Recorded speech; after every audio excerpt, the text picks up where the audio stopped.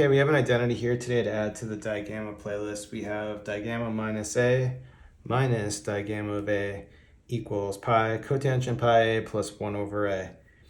And you may notice the similarity to this with the reflection formula. Maybe I should put that on the board before we continue. So for the reflection formula, it's going to be Digamma 1 minus C minus Digamma of Z is going to be equal to pi cotangent pi Z.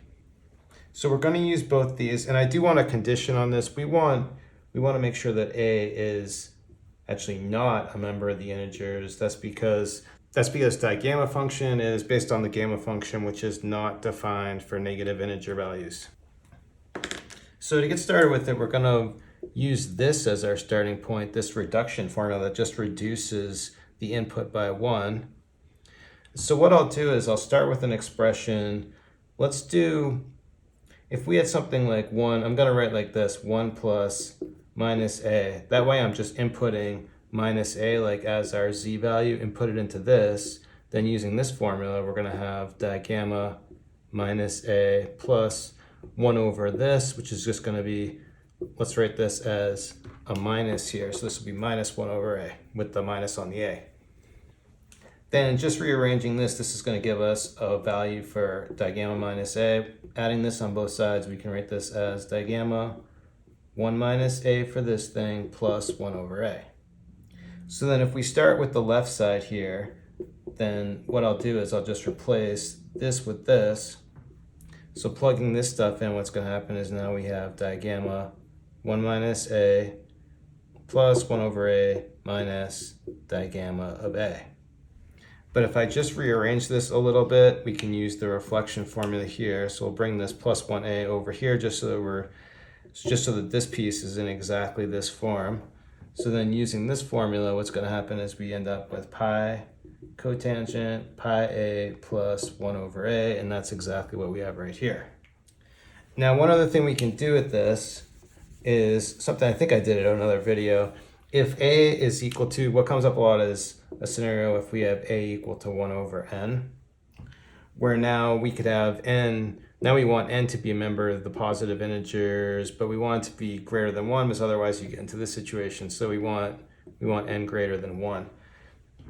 So if we plug that in everywhere, we have just a slight variation on this. Digamma minus 1 over n minus Digamma 1 over n is going to be pi cotangent pi over n plus n. So then let's say we have something like Digamma minus 1/2 minus Digamma 1/2. Well, now we've got a lot of different ways to approach it. One way is I think I've derived both these values before. So these are both well-known values. You could just plug them in and calculate it that way. You could go directly to just the reduction here. So for example, with something like this, what I can do, just rewriting this, I can write 1/2.